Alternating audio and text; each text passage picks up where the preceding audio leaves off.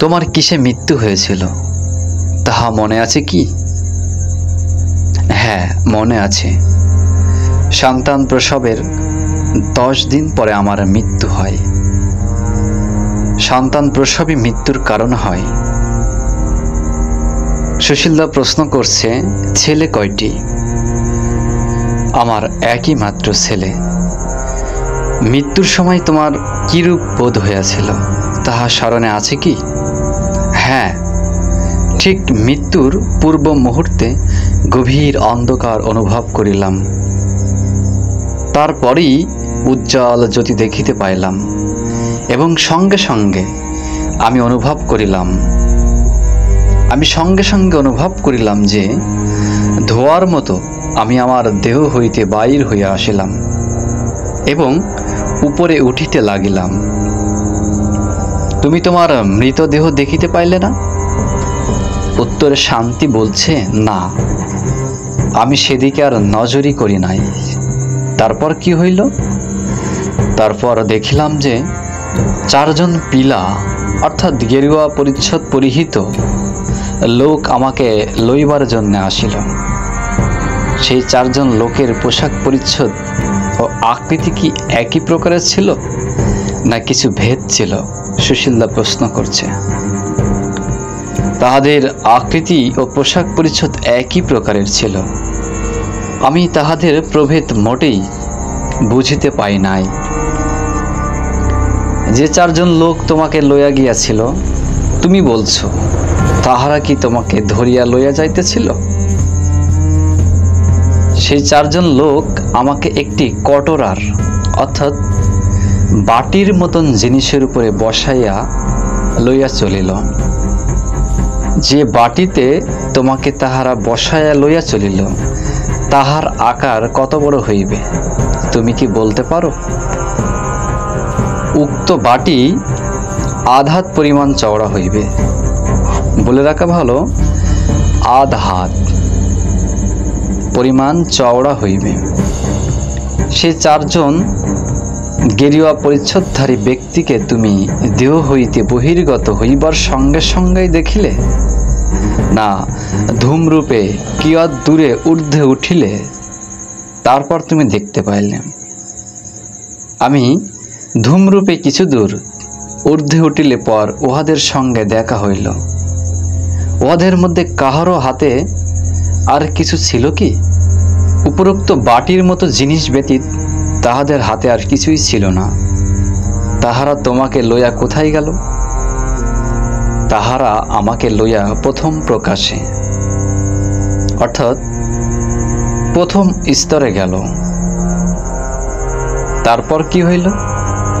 প্রথম স্তরে যাহারা ছিলেন তাহারা বলিলেন, ইহার স্থান আরো ঊর্ধ্বে। তারপর তাহারা এই রূপে আমাকে প্রথম হইতে চতুর্থ প্রকাশে, এখানে প্রকাশ বলতে স্তর বলা হচ্ছে। তাহারা কি সবসময় তোমার সঙ্গে ছিল? তাহাদের সঙ্গে তোমার শেষ দেখা কোথায়? তাহারা প্রথম হইতে চতুর্থ প্রকাশ অর্থাৎ প্রথম থেকে চতুর্থ স্তর পর্যন্ত সঙ্গে ছিল। তাহারা আমাকে দ্বারিকাধীশ শ্রীকৃষ্ণের নিকট পৌঁছাইয়া দিয়া উপবেশন করিল। পরে দ্বারিকাধীশ আদেশ করিলে তাহারা আমাকে লইয়া একটি সিঁড়ির মতো স্থানে বসাইয়া দিয়া চলিয়া গেল। তাহারা কোথায় গেল তাহা জানি না। আচ্ছা, সেই সব প্রকাশ বা স্তরে থাকিবার কোনো স্থান আছে কি? যেমন এখানে অর্থাৎ এই পৃথিবীতে মনুষ্যর যে বসবাস যোগীর যে গৃহাদি আছে, এরূপ কিছু আছে কি?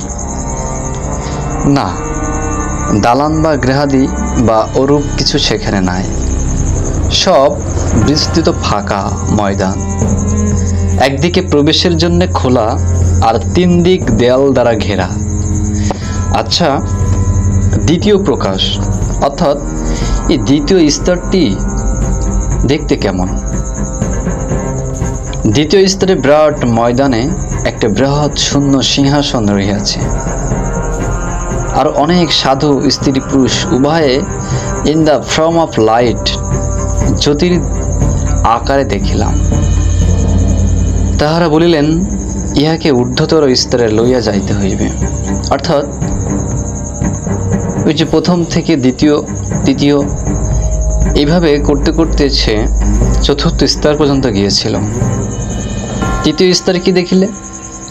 তৃতীয় স্তরের ময়দানে কোনো সিংহাসন দেখিলাম না, অনেক সাধু রহিয়াছেন, স্ত্রী পুরুষ উভয়ই তাহাদের আকৃতি পূর্ব স্তরের অর্থাৎ দ্বিতীয় স্তরের অধিবাসী অপেক্ষা আরও অধিক জ্যোতির্ময়। তাহারা আমাকে আরও ঊর্ধ্ব স্তরে লইয়া যাইতে বলিলেন। তারপর চতুর্থ স্তরে পৌঁছাইয়া দেখলাম যে সেখানে আরও জ্যোতিষ্মান সাধু সন্তগণ বসিয়া আছেন, আর তাহার মধ্যস্থলে একটি বিরাট সিংহাসনে দ্বারিকাধীশ শ্রীকৃষ্ণ মহারাজ বিরাজ করিতেছেন। তিনি প্রত্যেককে তাহার পরশা দেখাইতেছেন, তাহাতে তাহারা কি কি করিয়াছেন এবং ভবিষ্যতে তাহাদের কি অবস্থা হইবে তাহা বর্ণিত আছে। আচ্ছা, দ্বারিকাধীশ তোমাকে কিছু বলিলেন কি? উত্তরে শান্তি দেবী বলছেন, তিনি আমাকে আমার পরশা দেখাইয়া বলিলেন যে আমাকে পুনরায় দিল্লিতে জন্মগ্রহণ করিতে হইবে এবং ইহাই হইবে আমার শেষ জন্ম। দিল্লিতে তোমাকে কোথায় জন্মগ্রহণ করিতে হইবে তাহা শ্রীকৃষ্ণ মহারাজ তোমাকে কিছু বলিয়াছিলেন কি? হ্যাঁ, তিনি আমার বর্তমান পিতাজি শ্রী রং বাহাদুর মাথুরের নাম উল্লেখ করিয়া বলিলেন যে তোমাকে তাহার কন্যারূপে জন্মগ্রহণ করিতে হইবে। তারপর কি হইল? তারপর সে চারজন ব্যক্তি আমাকে লইয়া একটি উজ্জ্বল চাকচিক্যময় সিঁড়ির মতো স্থানে লইয়া গিয়া সেখানে বসাইয়া দিল। সেখানে আর কাহার সহিত তোমার দেখা হইয়াছে কি? সেখানে থাকাকালীন অনেক রুহু বা আত্মার সহিত আমার দেখা হইয়াছে। এখন আমি তাহাদিগকে চিনিতে পারি না। আচ্ছা, যে স্তরে তুমি ছিলে সেখানে চন্দ্র সূর্য আছে কি? না, চন্দ্র বা সূর্য বলিয়া কিছুই নাই।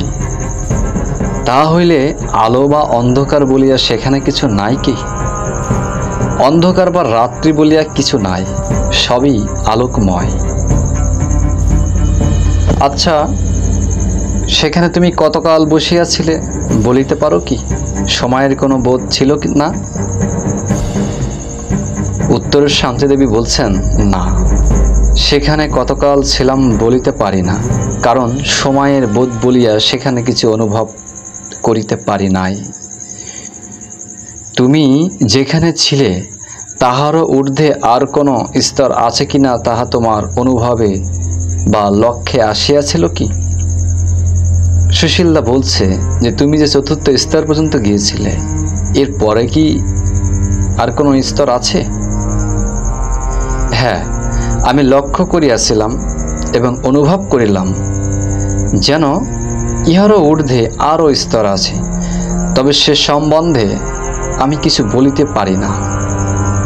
শান্তির সঙ্গে তার মৃত্যুর পূর্ববর্তী অবস্থা সম্বন্ধে এই কথাবার্তা সুশীলদার সঙ্গে হচ্ছে। সুশীলদা আবার জিজ্ঞাসা করছে, আচ্ছা, ঊর্ধ্ব স্তরে তুমি যেসব সাধুর আত্মা দেখিয়াছ, তুমি যে বলছো তাদের মধ্যে কোনো মুসলমান বা খ্রিস্টান সাধুর আত্মা দেখিয়াছ কি? সেখানে তো হিন্দু, মুসলমান, খ্রিস্টান প্রভৃতি ভেদের কোনো অবকাশ নাই, সবই এক প্রকার শান্ত সমাহিতভাবে। তবে আমি চতুর্থ স্তরে দ্বারিকাধীশের সিংহাসনের পাশে লম্বা দাড়িওয়ালা একজনকে দেখিয়াছি। তারপর কি হইল? সেই সিঁড়িতে কিছুকাল অবস্থানের পর আমাকে একটি অন্ধকার ঘরে লইয়া যাওয়া হইল। সেই সিঁড়িতে কিছুকাল অবস্থানের পর আমাকে একটি অন্ধকার ঘরে লইয়া যাওয়া হইল। তাহার চারিদিকে নানা প্রতিগন্ধময় জিনিস, তাহা হইতে ভীষণ দুর্গন্ধ বাহির হইতেছিল। তাহার মধ্যে একটি পরিষ্কার স্থানে আমাকে বসাইয়া শোয়াইয়া দেওয়া হইল। তুমি দেহ হইতে কি আকারে বহির্গত হইয়াছিলে এবং সেই অন্ধকার ঘরে কি আকারেই বা প্রবেশ করিলে? অর্থাৎ শান্তি যে তার আগের জীবনে যে মারা গেল, তার যে চতুর্থ স্তর পর্যন্ত নিয়ে যাওয়া হলো, সেই স্তরে তার খতিয়ান দেখে তাকে বলা হচ্ছে যে তাকে আর একবার জন্মগ্রহণ করতে হবে এবং দিল্লিতে তার পিতা হবে রং বাহাদুর, তিনি শান্তি দেবী রূপে জন্মগ্রহণ করবেন। এই কথাবার্তাগুলো এই স্থানগুলোতে হচ্ছে। তুমি দেহ হইতে কি আকারে বহির্গত হয়েছিলে এবং সেই অন্ধকার ঘরে কি আকারেই বা প্রবেশ করিলে? আমি দেহ হইতে খুব ছোট্ট আকারে বাহির হইয়াই চতুর্থ স্তরে গিয়াছিলাম এবং সেই অবস্থাতেই আমার আধার ঘরে প্রবেশ করি। মৃত্যুর সময়ে তোমার খুব যন্ত্রণা বোধ হইয়াছিল কি, বা সেই সময় কিছু দেখিতে পাইছিল কি? মৃত্যুর সময় আমি কোনো যন্ত্রণা বোধ করি নাই। আচ্ছা, চতুর্থ স্তরে যখন ছিলে তখন অন্যান্য আত্মাদের সঙ্গে কথাবার্তা বলিতে কি? ক্ষুধা তৃষ্ণা ছিল কি? ঘুম ছিল কি? সুখ দুঃখবোধ বলিয়া কিছু ছিল কি? সেই স্তরে কেউই কাহারও সহিত কথাবার্তা বলে না, সকলেই চুপ করিয়া বসিয়া থাকে। সেখানে ক্ষুধা তৃষ্ণা নিদ্রা কিছুই নাই, সুখের বোধ নাই, দুঃখের বোধ নাই। চতুর্থ স্তর হইতে নিম্নে আসিয়া তোমার সেখানে ফিরিয়া যাইবার আকাঙ্ক্ষা হইত না? হ্যাঁ, প্রথম খুবই ইচ্ছা হতো। আচ্ছা, পূর্বজীবনে তুমি কাহাকে সর্বাপেক্ষা বেশি ভালোবাসিতে?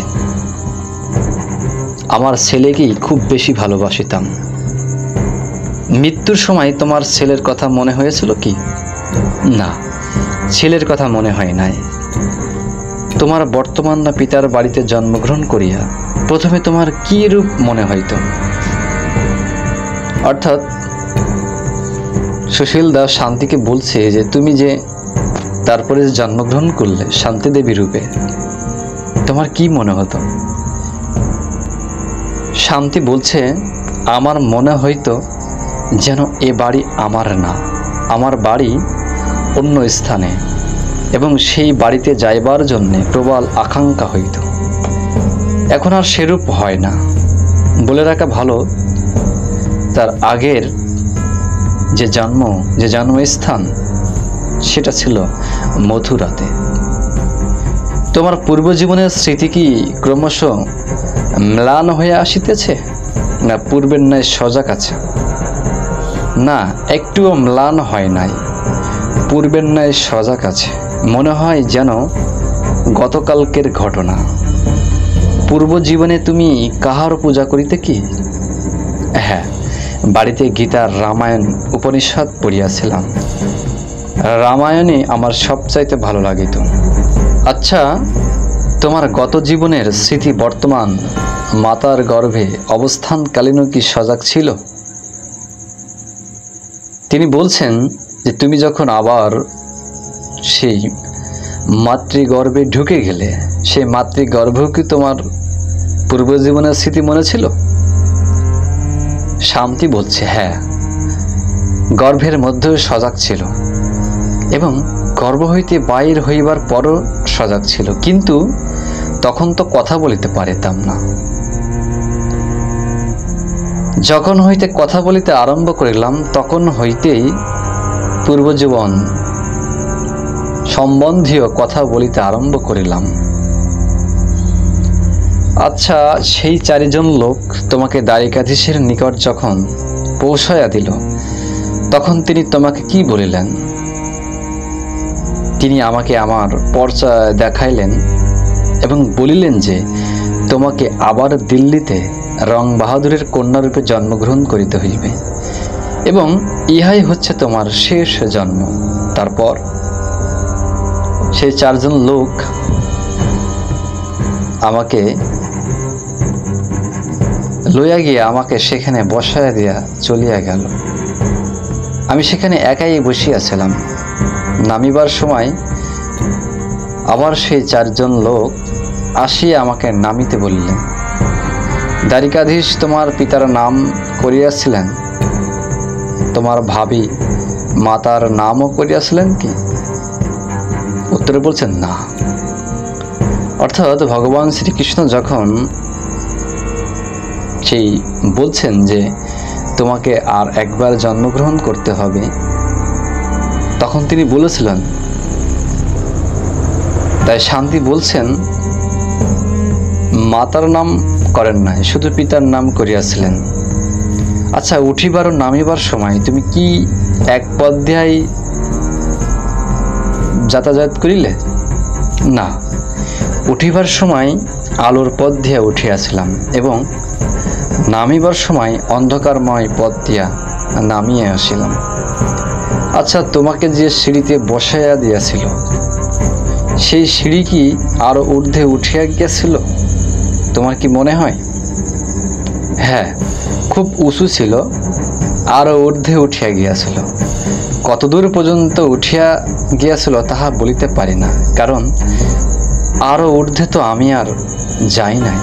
কারণ শান্তি চতুর্থ স্তর পর্যন্ত উঠেছিল, চতুর্থ স্তর পর্যন্ত সে গিয়েছিল। এজন্যে তার এই 4টি ধাপের কথাই সে জানে এবং তার কাছে মনে হয়েছিল যে এরপরে হয়তো কোনো ধাপ থাকলেও থাকতে পারে। সুশীল দা শান্তিকে আবার প্রশ্ন করছে, গত জীবনে কাহার চিন্তা তোমার মনকে সর্বাপেক্ষা অধিক সময় অধিকার করিয়া থাকিত? বলছেন যে গত জীবনে সবচেয়ে বেশি মনে পড়তো কার কথা? প্রথমে মাতার চিন্তা, পরে দ্বারিকাধীশ শ্রীকৃষ্ণ মহারাজের চিন্তায় মনকে অধিকাংশ সময় অধিকার করিয়া থাকিত। সুশীলদা বলছে, মৃত্যুর সময় কি হইল? সে সময় কাহার চিন্তা করিয়াছিলে? তোমার স্বামীর না পুত্রের? সে সময় তোমার নিকটে কেহ ছিল কি? শান্তি বলছে, মৃত্যুর পূর্বে আমি জপ করিতেছিলাম। খুব ইম্পর্টেন্ট, গুরুত্বপূর্ণ কথা। দেখেন, সে বলছে যে মৃত্যুর পূর্বে অর্থাৎ মৃত্যুর আগ মুহূর্তে আমি জপ করিতেছিলাম। মৃত্যুর সময় দ্বারিকাধীশের চিন্তা আমার মনের মধ্যে উদিত হইয়াছিল। মৃত্যুর সময়ে কেহ আমার নিকটে ছিল না। তুমি পূর্বে বলিয়াছিলে যে দেহ হইতে বাহির হইবার ঠিক পূর্বে তুমি এক ধরনের আলো দেখেছিলে। তুমি পূর্বে বলেছিলে দেহ থেকে বেরিয়ে যাওয়ার সময় তুমি এক ধরনের আলো দেখেছিলে। আচ্ছা, সেই সঙ্গে দ্বারিকাধীশের মূর্তি দেখিতে পাইয়াছিলে কি? না, শুধু আলোই দেখিয়াছি। দ্বারিকাধীশের না, শুধু আলোই দেখিয়াছি, দ্বারিকাধীশের মূর্তি দেখি নাই। পূর্ব জীবনে তুমি অনেক তীর্থ ভ্রমণ করিয়াছিলে। কোন কোন তীর্থে গিয়েছিলে তোমার মনে আছে কি? হ্যাঁ, আমি হরিদ্বার, রামেশ্বর, দ্বারকা গিয়েছিলাম। আরও বিভিন্ন তীর্থস্থানে সে গিয়েছিল। যে যে তীর্থে তুমি গিয়েছিলে সেই সব তীর্থে লইয়া গেলে তুমি কোথায় কিভাবে ছিলে সব বলতে পারবে? হ্যাঁ, সব পারে, সবই আমার মনে আছে। যেসব তীর্থস্থানে তুমি গিয়েছিলে তাহার মধ্যে কোন তীর্থস্থান তোমার সর্বাপেক্ষা ভালো লাগিয়াছিল? উত্তর বলছেন দ্বারকা। আচ্ছা, পূর্ব জীবনে তোমার কোনো কঠিন ব্যাধি হয়েছিল কি না, তাহা তোমার মনে আছে কি? হ্যাঁ, মনে আছে। হরিদ্বারে থাকাকালীন শীতকালে আমি হরকিপিড়ি প্রত্যাহ 108 বার পরিক্রমা করিতাম। তাহাতে পায়ে ঠান্ডা লাগিয়া হাড়ে ব্যথা হয়। পরে পরিক্রমা করিতে করিতে একদিন একটা হাড়ের টুকরো পায়ের তলায় ফুটিয়া যায়। যে স্থানে হাড় পিত্ত হইয়াছিল পায়ের ঠিক সেই স্থান অঙ্গুলি দ্বারা দেখাইয়া দিল। তাহাতে আমি পূর্ণ 1 বৎসর ভুগি। প্রকৃতপক্ষে আমার এই ব্যাধি সম্পূর্ণরূপে আর আরোগ্যই হয় নাই। উহা চিকিৎসার জন্য কোথায় গিয়েছিলে? হ্যাঁ, আগ্রা হাসপাতালে গিয়েছিলাম।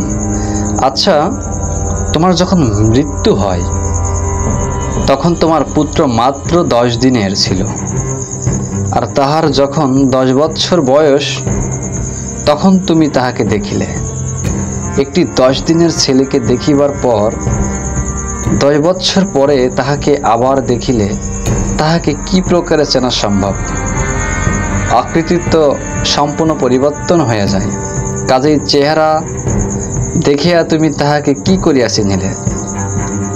উহার সকল চেহারা দেখিয়া আমি উহাকে চিনি নাই। আমার দিল, আমার হৃদয় উহাকে চিনিয়া লইয়াছিল।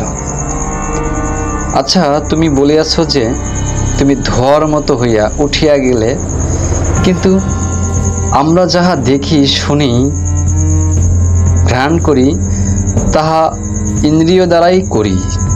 আজ যে চোখ দিয়া তোমায় দেখিতেছি, এই মুহূর্তে যদি আমার সে চোখ অন্ধ হইয়া যায়, তাহা হইলে আর মোটেই তোমাকে দেখিতে পারিব না। সেইরূপ প্রত্যেক ইন্দ্রিয় সম্বন্ধেই আবার আমরা যে চিন্তা করি তাহাও সম্ভব হয় আমাদের মস্তিষ্ক আছে বলিয়া। যে যে ছাপ মাথায় পড়ে সেই সম্বন্ধেই চিন্তা আমরা করিতে পারি, তাছাড়া কোনো চিন্তা হইতে পারে না। তুমি বলিতেছ যে তুমি দেহ, মস্তিষ্ক, ইন্দ্রিয়াদি বিরহিত হইয়া ধোঁয়ার মতো চলিয়া গেলে, অথচ তোমার চিন্তা করিবার শক্তি রহিল।